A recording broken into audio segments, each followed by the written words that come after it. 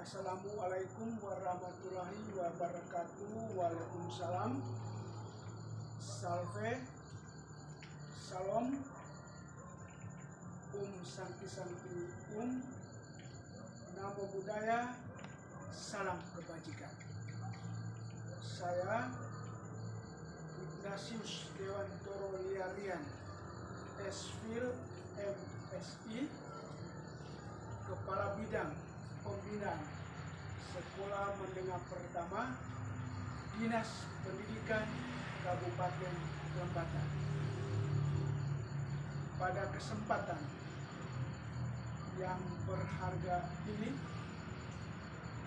saya mau memaparkan tugas dan fungsi serta pelaksanaan kegiatan di bidang pembinaan Sekolah Menengah Pertama Dinas Pendidikan Kabupaten Lembata. Mari kita ikuti paparan tugas dan fungsi saya.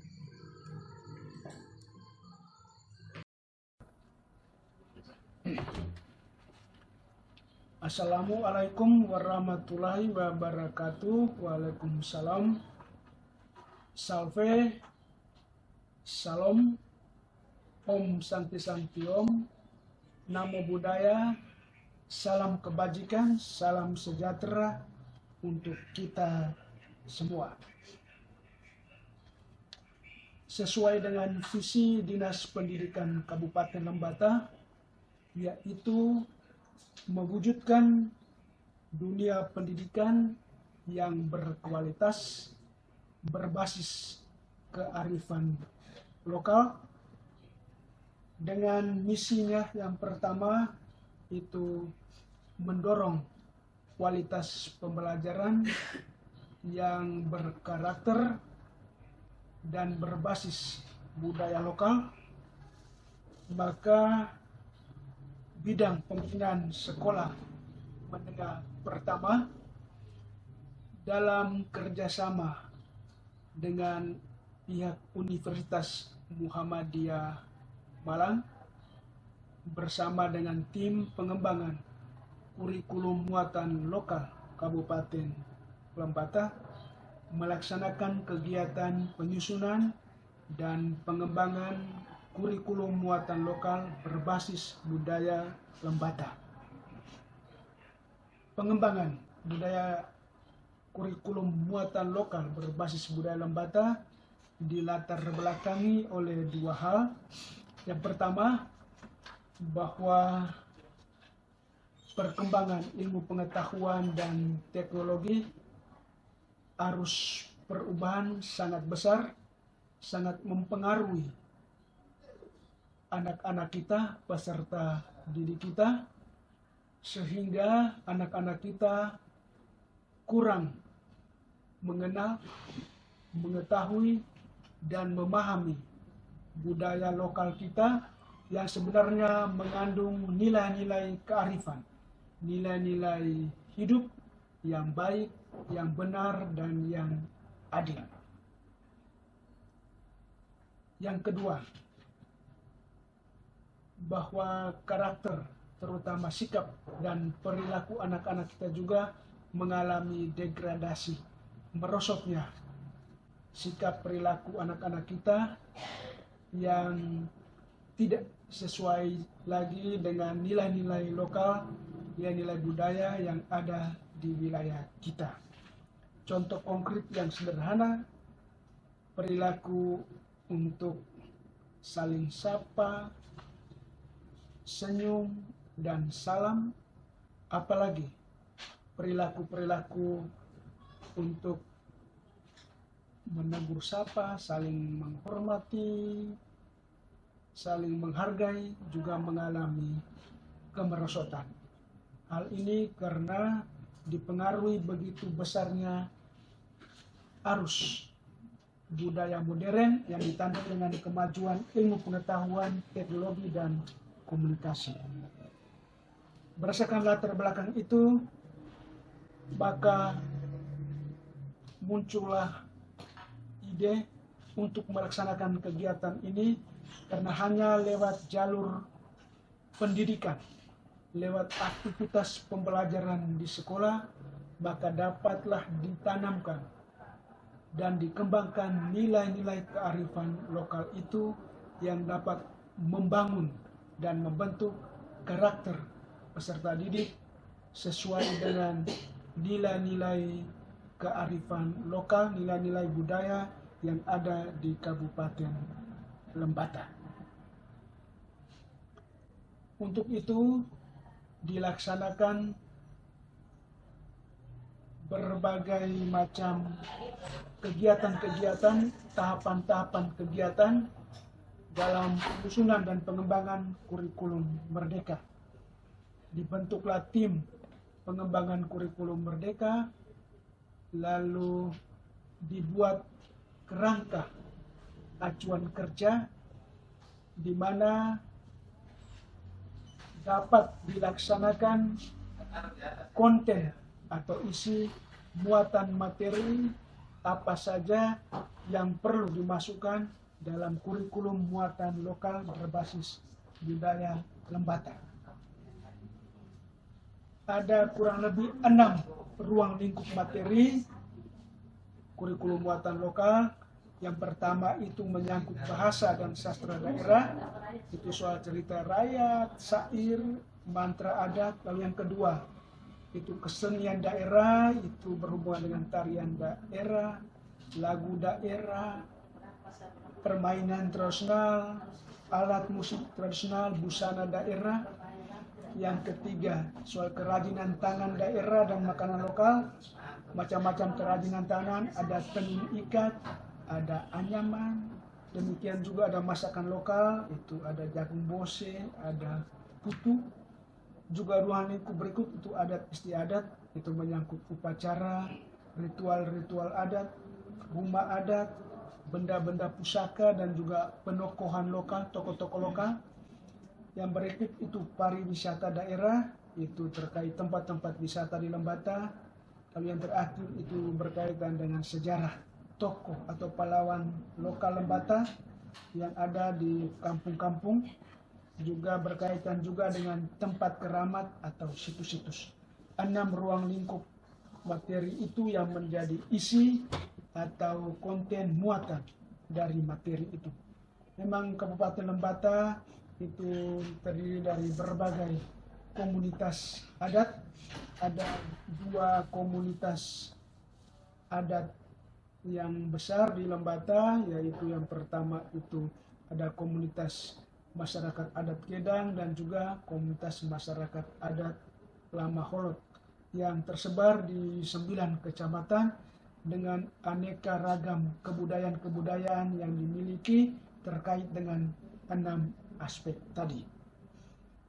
Maka tim pengembangan kurikulum muatan lokal bekerja sama dengan tokoh-tokoh adat dalam komunitas adat melakukan pengambilan data riset secara ilmiah di 14 komunitas adat yang ada di wilayah Kabupaten Lembata, sehingga menghasilkan suatu produk kurikulum muatan lokal yang kemudian dalam kerjasama dengan Universitas Muhammadiyah dibuatlah dalam sebuah kurikulum mengikuti ketentuan-ketentuan dalam sebuah kurikulum, menyusun capaian pembelajaran, alur pembelajaran, tujuan pembelajaran, sampai dengan asesmen, lalu melalui brainstorming, fokus group discussion, lalu seminar, dan juga kegiatan pendampingan terhadap guru-guru muatan lokal terhadap bahan materi kurikulum muatan lokal tersebut. Dan yang terakhir dilakukan validasi oleh tim ahli kurikulum dari Pusat Kurikulum Nasional sehingga menghasilkan modul pembelajaran untuk tingkat sekolah dasar dan juga sekolah menengah pertama. Salah satu budaya lokal yang menjadi keunggulan dan sudah terkenal bukan saja di tingkat regional di Nusa Tenggara, tetapi juga di tingkat nasional, bahkan di internasional mancanegara, adalah tradisi penangkapan ikan paus di Lembata yang dalam istilah masyarakat Lambalera disebut leva nuang. Leva nuang ini sudah dikenal sejak ratusan tahun yang lalu. Jadi tradisi berburu ikan paus ini sudah hidup, sudah ada bersamaan dengan berdirinya Kampung Nelayan Lambalera yang berada di ujung selatan Pulau Lembata, kurang lebih sekitar tahun 1643. Tradisi leva nuang, perburuan atau penangkapan ikan paus ini dilaksanakan dengan menggunakan peralatan tradisional.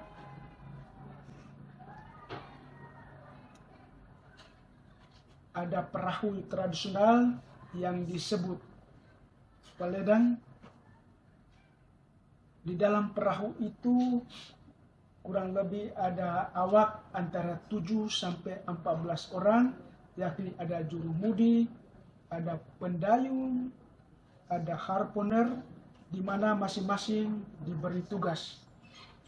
Lalu ada seorang yang bertugas sebagai juru tombak paus, dalam istilah setempat itu lamafa.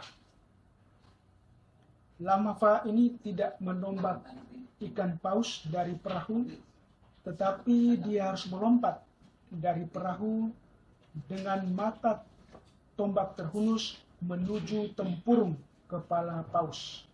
Itulah seorang lamafa, haruslah seorang pemberani.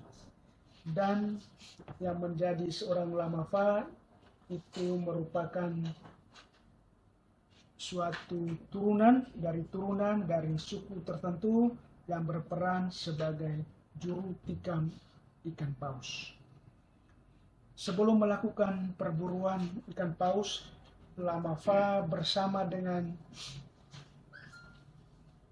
kelompok nelayan tradisional tentunya harus melakukan ritus upacara tradisional untuk membersihkan diri, untuk memulihkan hubungan-hubungan, relasi-relasi yang tidak harmonis, baik dengan sesama, dengan alam lingkungan maupun dengan leluhur.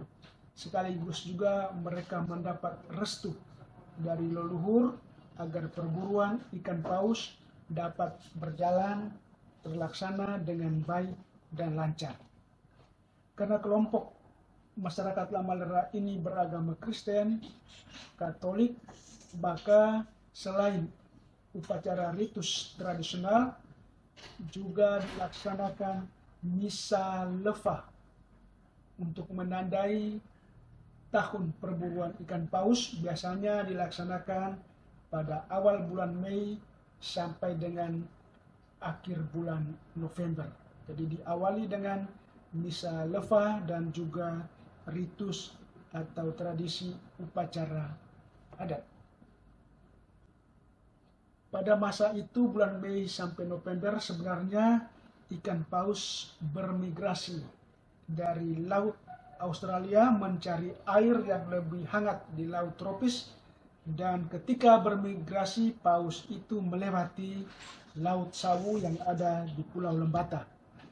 Sehingga ketika ikan paus melewati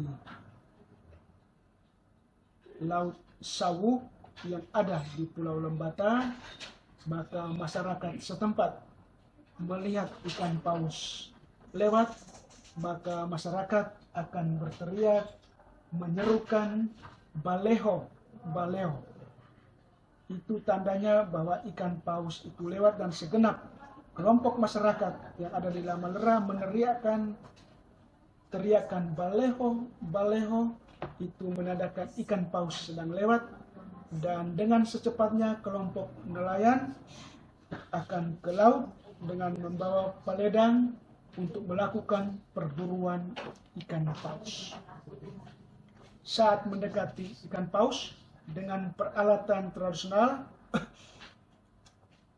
Tempuling itu semacam tombak yang akan digunakan lamapa untuk menikam ikan paus secara tradisional, melompat ke dalam laut dengan memakai tempuling. Itu alat tombak dari kayu sepanjang kurang lebih 4 meter dengan mata tombak dari besi sepanjang 30 cm untuk menombaki kepala ikan paus. Dan setelah ikan paus itu bergulat tak berdaya karena sudah kena tempuling, maka paus akan diangkat tubuhnya ke dalam peledang, lalu dibawa ke pantai dengan perahu. Di sana akan dilakukan pemotongan ikan paus dan daging-dagingnya akan dibagikan kepada kelompok masyarakat sesuai dengan jasa mereka dalam perburuan itu. Tetapi satu keunikan bahwa hasil perburuan itu, daging ikan paus akan dipotong lalu diberi bagian tersendiri kepada para janda, anak yatim piatu diberi daging ikan paus untuk mereka. Setelah itu daging ikan paus dibagi-bagikan kepada kelompok, kemudian diolah, diusahakan, diupayakan untuk memenuhi kebutuhan mereka. Ada yang memang untuk konsumsi makanan pribadi rumah tangga, juga ada yang dijual sebagai barter ke masyarakat pedalaman untuk ditukar dengan hasil-hasil pertanian guna memenuhi kebutuhan hidup masyarakat Lamalera. Kearifan lokal, tradisi perburuan ikan paus ini sudah menjadi wisata budaya yang terkenal di Pulau Lembata ini. Tradisi ini sebenarnya mengandung berbagai nilai-nilai kearifan yang menunjukkan identitas dan jati diri masyarakat lokal Lamalera.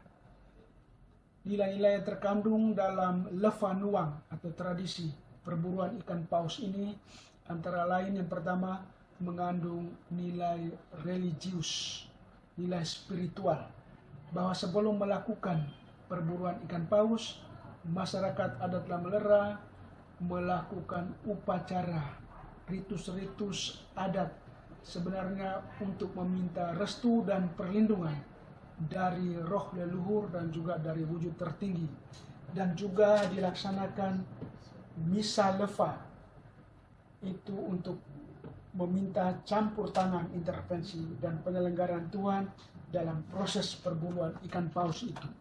Yang kedua, ada aspek etika moral di sana, itu bahwa relasi-relasi perilaku yang tidak baik, yang buruk terhadap sesama, terhadap lingkungan alam dan wujud tertinggi harus dilakukan pemulihan, rekonsiliasi, harus dilakukan perdamaian dengan pihak-pihak dan alam lingkungan dengan Tuhan, sehingga perburuan itu dapat dilaksanakan dengan sikap perilaku yang bersih, sehingga dapat berjalan secara baik, lancar, aman, dan selamat dalam perburuan ikan paus tersebut.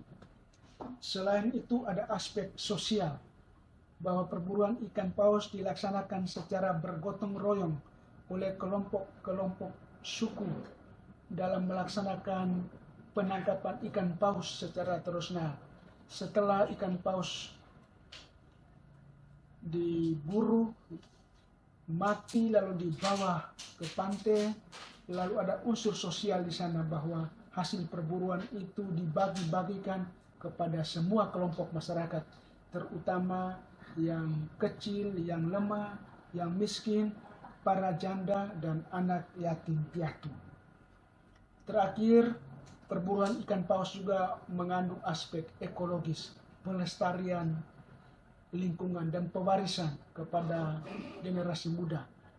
Bahwa perburuan ikan paus ini jenis paus tertentu saja yang akan diburu, yaitu paus biru Balaenoptera musculus. Sedangkan paus yang sedang hamil atau yang sedang bunting atau paus muda dan paus yang sedang kawin itu dilarang keras untuk diburui. Di sana sebenarnya terjadi pewarisan, pelestarian nilai-nilai lingkungan, bahwa jenis paus birulah yang akan diburu oleh kelompok nelayan tradisional Lamalera dalam tradisi Lefa Nuang. Tradisi ini juga sebenarnya menggambarkan jati diri dan identitas lokal masyarakat adat Lamalera dan masyarakat adat Lembata khususnya, yang selalu membangun, menjaga keharmonisan dalam relasi dengan sesama, dengan lingkungan alam, dan juga dengan wujud tertinggi atau dengan Tuhan.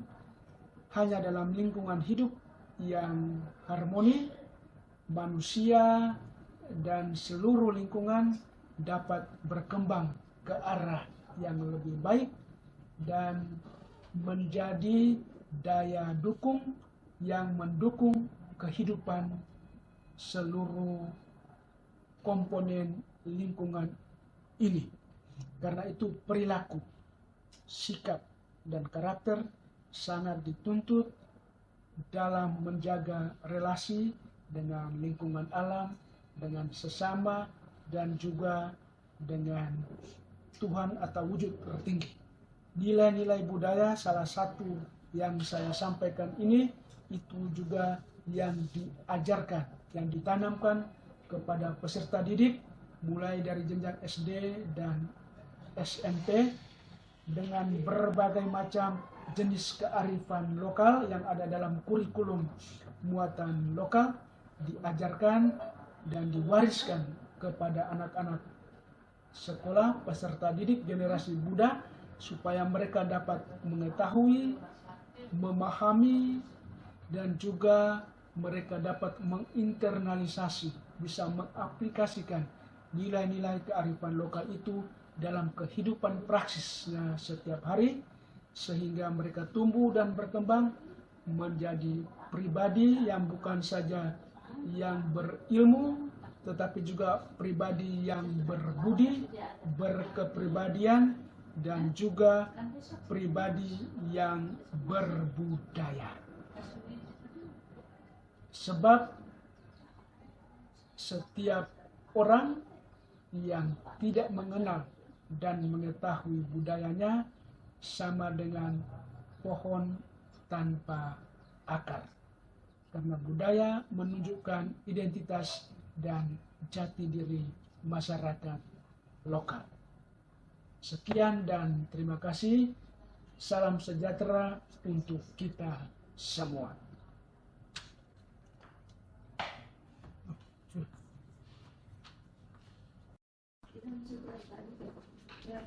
Pelayanan publik, khususnya layanan pendidikan pada Dinas Pendidikan Kabupaten Lembata, khususnya layanan yang dilakukan di bidang pembinaan sekolah menengah pertama.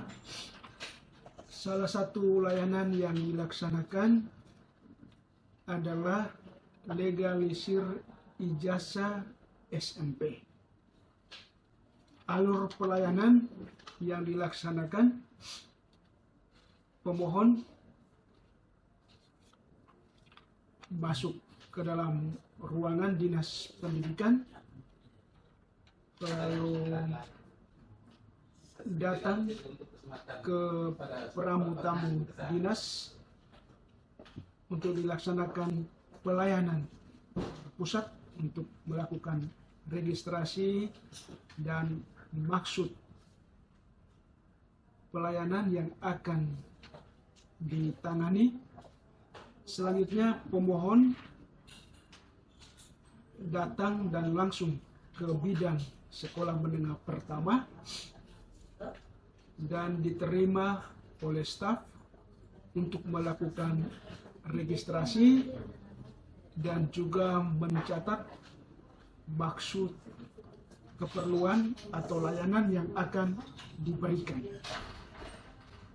Setelah pemohon menyerahkan dokumen yang diperlukan berupa ijazah asli dan fotokopi, selanjutnya petugas melakukan verifikasi dokumen. Apabila dokumennya itu tidak lengkap, maka layanan tidak akan dilaksanakan. Diberi kesempatan kepada pemohon untuk kembali melengkapi dokumen yang diperlukan. Apabila verifikasi dokumen menyatakan dokumen yang bersangkutan pemohon itu lengkap, akan diproses maksimal 30 menit. Dokumen tersebut diserahkan kepada pejabat yang berwenang, dalam hal ini Kepala Bidang SMP, untuk menandatangani dokumen tersebut. Setelah selesai ditandatangani, dokumen diserahkan kepada petugas dan selanjutnya diserahkan kepada pemohon atau kepada yang bersangkutan. Layanan pendidikan yang dilaksanakan di Dinas Pendidikan masih bersifat manual melalui pelayanan terpadu satu pintu. Semangat dan moto pelayanan Dinas Pendidikan tetap melayani dengan hati, melayani dengan sungguh, tanpa memungut biaya. Pelayanan dilaksanakan secara gratis dan dilaksanakan sesuai dengan standar operasional prosedur yang berlaku.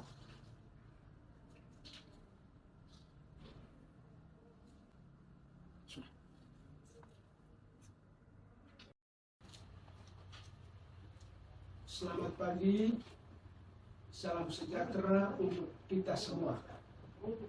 Bapak, Ibu Guru, peserta kegiatan musyawarah guru mata pelajaran yang saya hormati dan yang saya pada hari ini berfokus pada transformasi pendidikan, di mana sesuai dengan tuntutan era sekarang, tuntutan kompetensi, dan juga sesuai dengan arah kebijakan Kementerian Pendidikan Kebudayaan Nasional, di mana telah menerapkan kurikulum merdeka sebagai sebuah transformasi pendidikan, khususnya dalam rangka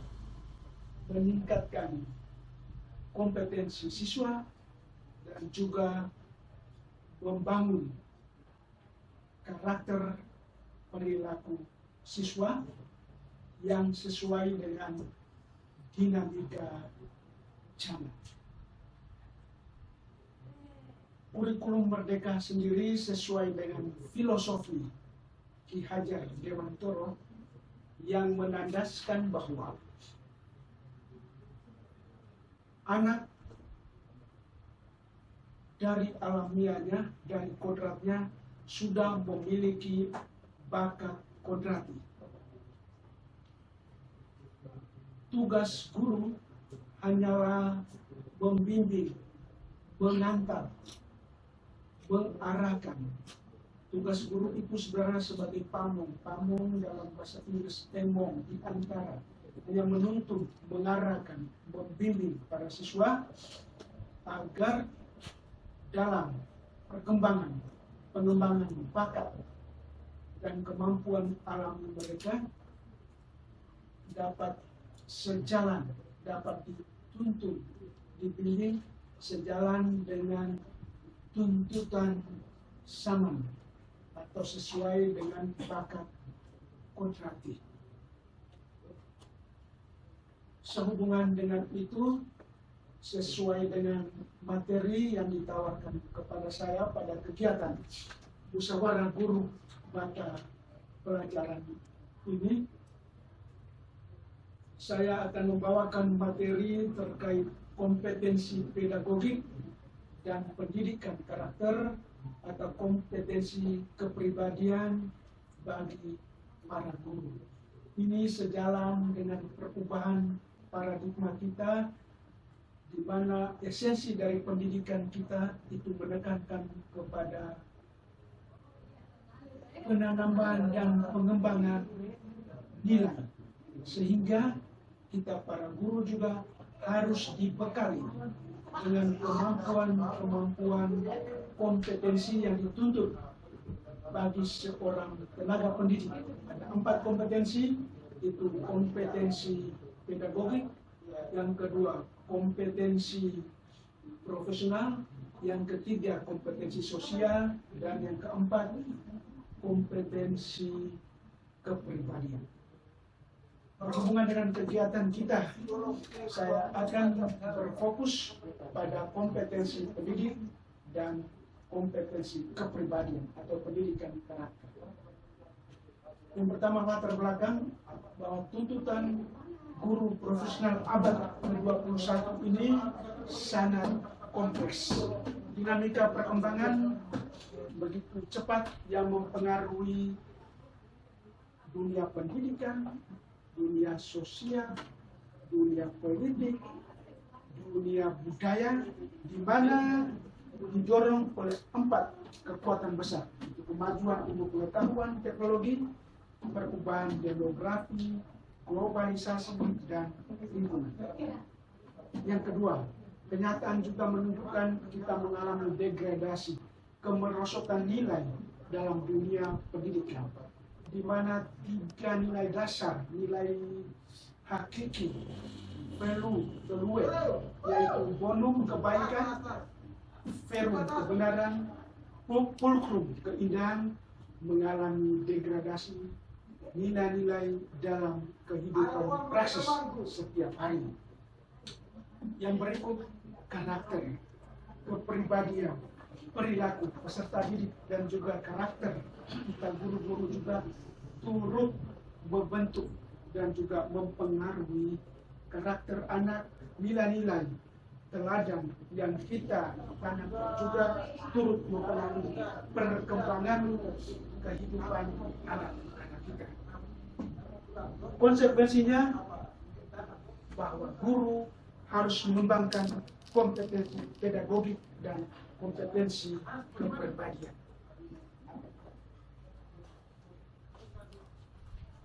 Kita lihat kompetensi pedagogik. Kompetensi pedagogik itu terkait dengan kemampuan guru untuk memahami peserta didik. Jadi kemampuan guru untuk memahami peserta didik, lalu bagaimana keterampilan mengelola pembelajaran dan mengatur interaksi dalam aktivitas pembelajaran. Jadi ada beberapa aspek di sana terkait dengan kompetensi pedagogik. Kemampuan guru untuk memahami peserta didik, keterampilan untuk mengelola proses pembelajaran dan juga mengatur interaksi dalam aktivitas pembelajaran bersama anak-anak. Aspek-aspek kompetensi pedagogik yang harus dimiliki oleh seorang guru. Yang pertama, memahami karakter peserta didik. Jadi kita guru hendaknya kita memahami karakter masing-masing peserta didik. Dalam kurikulum Merdeka itu ada tahapan yang dinamakan diagnostik assessment. Kita melakukan diagnostik terhadap anak-anak kita. Ada 2 diagnostik yang dilakukan. Yang pertama, diagnostik non-kognitif. itu untuk mengetahui latar belakang, keadaan ekonomi, sosial, budaya dari siswa peserta didik. Yang kedua, kompetensi kognitif untuk mengetahui kemampuan intelijensi dari peserta didik. Diagnostik ini harus dilakukan pada saat awal pembelajaran. Kita mengenal, mengetahui, dan memahami karakter dan kemampuan peserta didik. Yang kedua, itu mampu mengembangkan kurikulum. Itu kemampuan pedagogis. Juga bagaimana kemampuan kita untuk mengembangkan, menerapkan kurikulum dalam aktivitas pembelajaran. Dan ingat, saat ini kita sedang menerapkan kurikulum merdeka. Karena itu para guru hendaknya mengeksplorasi pengetahuan dan juga belajar mandiri untuk mendapatkan fitur-fitur pembelajaran, terutama akses dalam platform Merdeka Mengajar. Di situ tersedia berbagai modul-modul pembelajaran untuk meningkatkan kompetensi siswa. Dan tuntutan kita para guru harus menguasai pengetahuan tentang teknologi informasi dan komunikasi, terutama akses melalui akun belajar, sehingga kita bisa mentransfer modul-modul pembelajaran yang ada di dalam PMM lalu disesuaikan dengan kebutuhan siswa peserta didik kita. Yang ketiga, harus mampu mengetahui teori belajar dan prinsip belajar, sehingga dalam intervensi pembelajaran kita bisa memberdayakan potensi-potensi yang ada di dalam diri peserta didik. Karena memang setiap anak peserta didik memiliki bakat alami masing-masing. Setiap orang anak cerdas, pintar di bidangnya masing-masing. Bakat, minat, kemampuan mereka di bidang masing-masing itulah yang perlu kita kembangkan, sehingga mereka tumbuh menjadi pribadi yang sukses dan mandiri. Yang berikut, kita bisa mengembangkan potensi peserta didik. Seperti yang saya katakan tadi, masing-masing anak pintar di bidangnya masing-masing.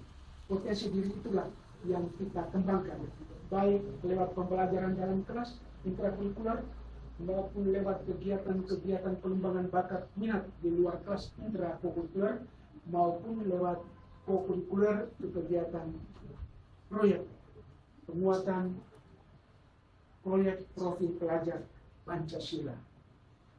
Yang berikut termasuk dalam aspek kompetensi pedagogik, itu menyuguhkan pembelajaran yang mendidik, pembelajaran aktivitas yang mendidik, yang menyenangkan, sehingga siswa peserta didik betul-betul merasakan ada pengembangan diri, ada upaya-upaya untuk mengembangkan potensi dan bakat minat yang ada pada diri mereka.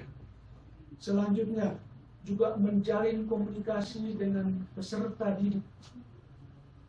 Bagaimana relasi kita dengan peserta didik itu juga turut berpengaruh terhadap perkembangan kemampuan kompetensi, pengetahuan, keterampilan, dan juga perilaku mereka. Kita sebagai guru tentu yang dituntut utama itu keteladanan. Ingat, guru di buku dan di titir itu suara keteladanan kita menjadi contoh bagi anak-anak kita. Yang kedua, di buku artinya bahwa apa yang kita katakan itu diyakini kebenaran oleh anak. Karena itu kita mengajarkan yang baik, yang benar, yang adil, sehingga itu tertanam dan menjiwai seluruh aktivitas, terutama karakter dan perilaku peserta didik. Yang berikut, melakukan penilaian dan evaluasi. Nah, ini juga penting bagian dalam kompetensi pedagogi yang dituntut, itu juga melakukan penilaian dan evaluasi melalui asesmen. Dan dalam kurikulum Merdeka ada berbagai metode-metode melakukan asesmen, evaluasi, penilaian terhadap kemampuan peserta didik, terhadap capaian pembelajaran selama kurun waktu tertentu, antara semester atau secara triwulan. Itu beberapa kompetensi pedagogik yang diperlukan dalam melaksanakan aktivitas pembelajaran dan juga bimbingan layanan pendidikan terhadap anak-anak serta didik kita. Yang berikut, kompetensi kepribadian. Seperti yang saya sampaikan tadi, guru itu di buku dan di tim. Di aspek keteladanan, berhubungan dengan karakter, kepribadian. Itu pun jadi contoh teladan sikap perilaku kita bagi peserta didik. Beberapa kompetensi yang diperlukan. Yang pertama, kompetensi kepribadian yang diperlukan bagaimana menjadi guru yang berkarakter. Yang pertama, waspadai emosi. Jadi mesti emosi kita harus dijaga, jaga stabilitasnya supaya mood dan juga membangun kenyamanan dan juga situasi yang menyenangkan dalam aktivitas pembelajaran. Jadi emosi-emosi kita juga perlu diolah sedemikian rupa sehingga jangan terbawa emosi dari rumah ke sekolah, itu juga berpengaruh terhadap seluruh proses aktivitas kita dalam interaksi dengan siswa di sekolah. Yang kedua, menjadi sosok pemaaf. Kita para guru juga perlu menjadi sosok yang memaafkan. Teladan ini juga tentu akan menjadi contoh bagi para guru. Yang ketiga, tidak otoriter, tidak pula terlalu demokratis. Jadi jangan terlalu otoriter, menang sendiri, punya kuasa lalu menjustis, tetapi juga tidak perlu terlalu demokratis, tetapi juga harus selalu membangun kerjasama dan juga membangun rasa kepercayaan diri dan persaudaraan bersama dalam melaksanakan aktivitas pembelajaran. Yang berikut, menjadi sahabat yang baik, ya. Jadi juga menjadi sahabat yang baik bagi anak-anak, lalu menghargai setiap anak, ya. Kebutuhan akan harga diri itu yang penting. Setiap orang dihargai dengan keunikan dan potensinya masing-masing. Yang berikut, mengistimewakan setiap anak. Jadi setiap anak punya bakat kemampuan, berarti mereka pintar di bidangnya masing-masing. Itulah yang kita istimewakan, kita kembangkan potensi yang ada dalam diri mereka masing-masing. Yang berikut, rendah hati dan lapang dada. Kebutuhan kompetensi kepribadian berikut, mendengarkan siswa. Nah, itu sudah perlu mendengarkan siswa. Jangan kita guru membuat diri seolah sebagai sumber dari segala ilmu, sehingga anak itu menjadi pendengar, hanya mendengarkan kita, tetapi juga kita perlu mendengarkan siswa. Dalam aktivitas pembelajaran, kita saling belajar untuk memperkaya dan melengkapi satu sama lain. Yang berikut, jangan lupa komunikasi.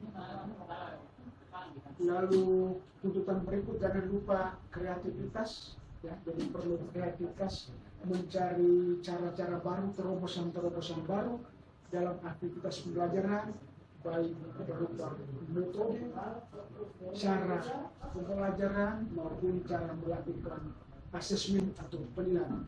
Perlu kreatif. Yang berikut, pentingnya motivasi.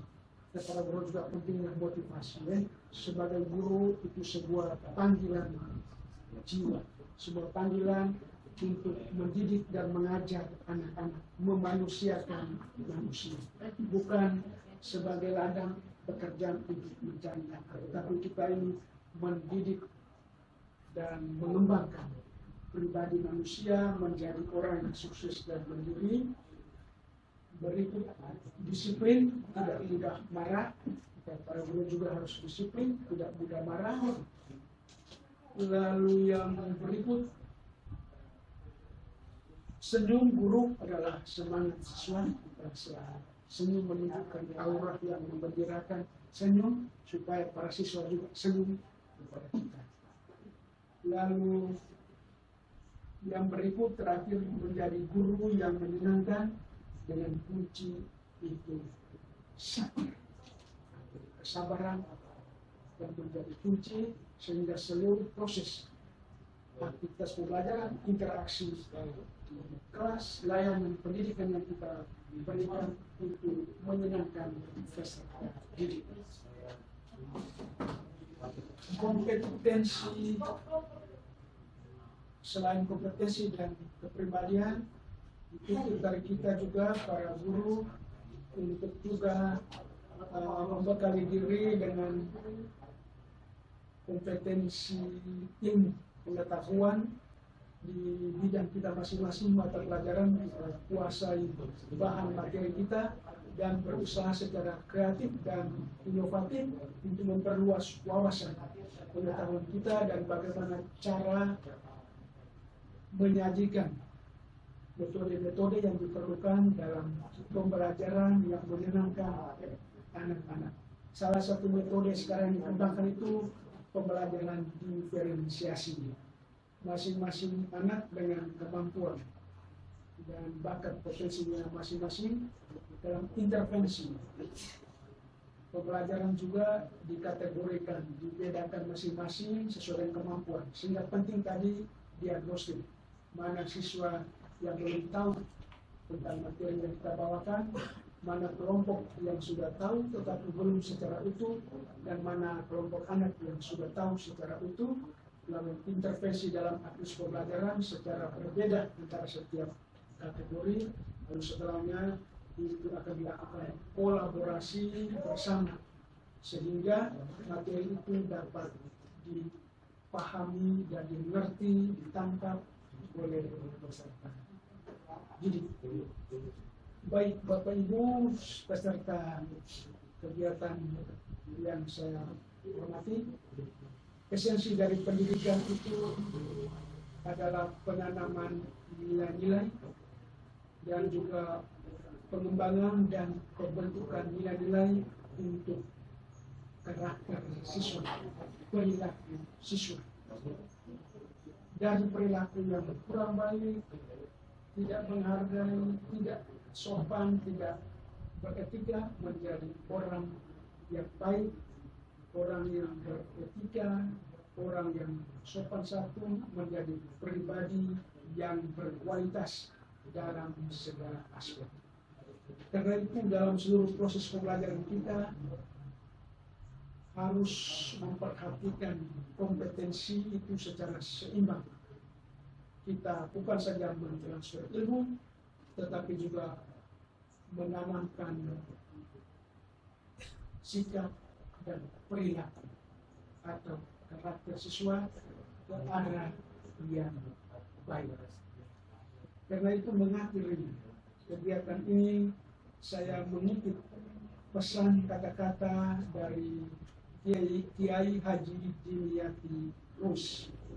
Dia katakan begini, siap-siap ditinggalkan murid jika hanya mengisi materi. Jika Anda menjadi guru hanya sekedar transfer pengetahuan, akan ada masanya di mana Anda tidak lagi dibutuhkan. Karena Google lebih cerdas dan lebih tahu banyak daripada Anda.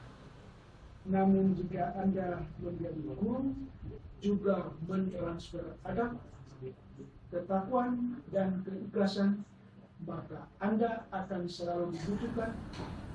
Google, selamat pagi dan salam sejahtera untuk kita semua. Selamat pagi.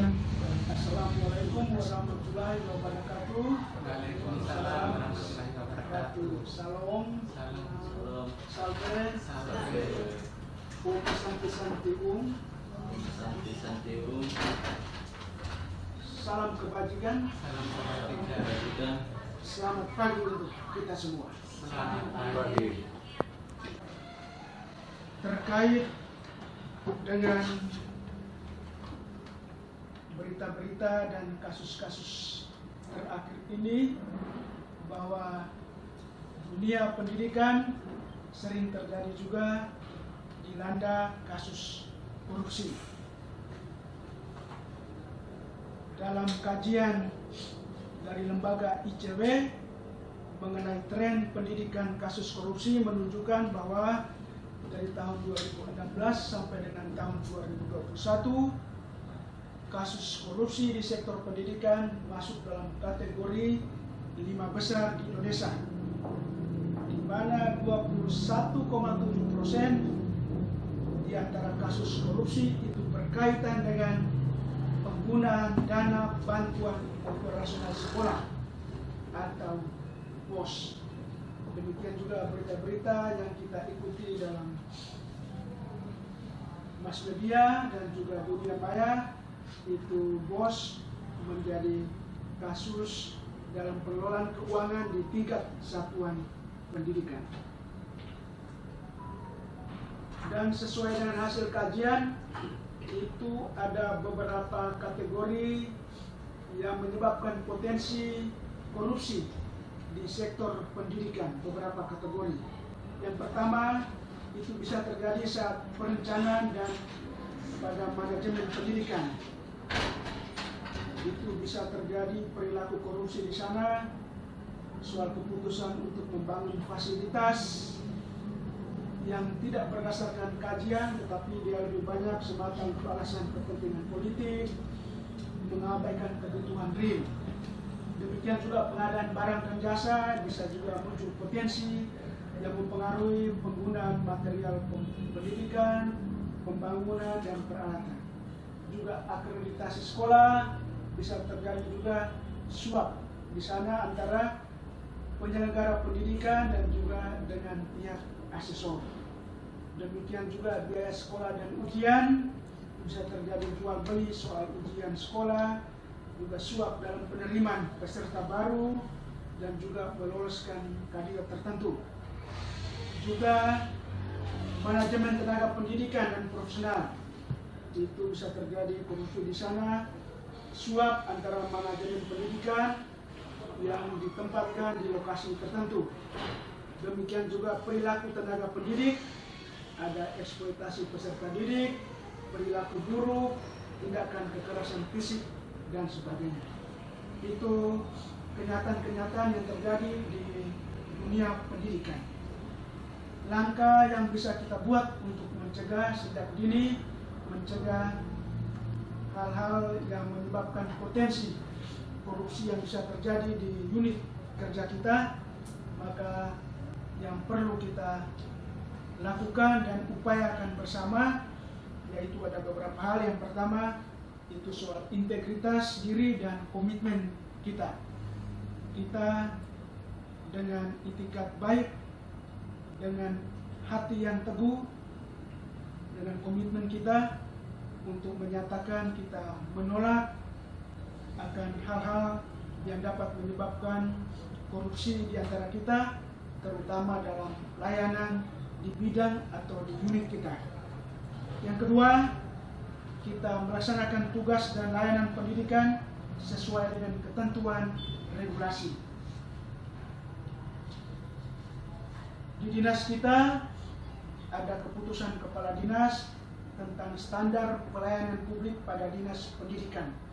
Ada beberapa layanan yang harus kita lakukan mengikuti prosedur tertentu, standar operasional, prosedur dalam pelayanan kita, sehingga kita menghindarkan diri dari segala macam pungutan dalam pelayanan kita, sesuai dengan slogan kita yang terpampang di ruang tengah, bahwa segala layanan kita itu bersifat gratis, segala bentuk layanan dan atau urusan pada lingkungan dinas pendidikan tidak dipungut biaya.